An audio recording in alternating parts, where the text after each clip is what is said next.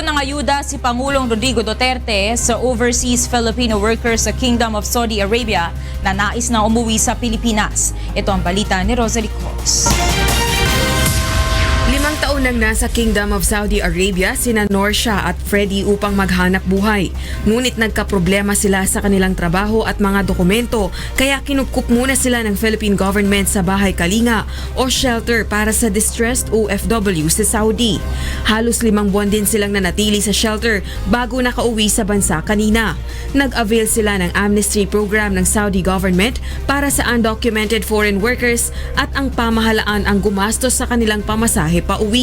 Nung na-action na nagkaroon po ng repatriation po, na nabigyan po kami ng exit. Nagkaroon ng false allegation kaya po ako umalis. Nag-second opinion ako sa Polo Riyadh.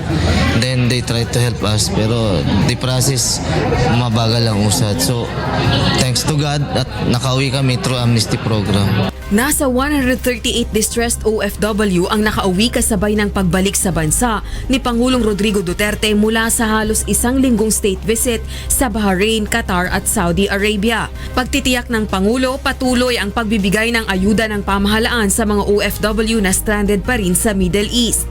Lahat ng gustong umuwi na Pilipino doon makakauwi. Gastusan natin yan. Isang one way of repaying for their sacrifices also back there just to see that they're back home. Nagkaloob din ng 10,000 pisong financial assistance ang pamahalaan sa bawat distressed OFW na nakauwi ng bansa. Bukod pa ito sa livelihood assistance na ibibigay naman ng Department of Social Welfare and Development.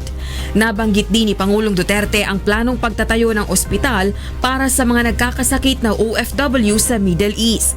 Marami doong nag-retire na at gusto nang umuwi o kailangan ng medical attention.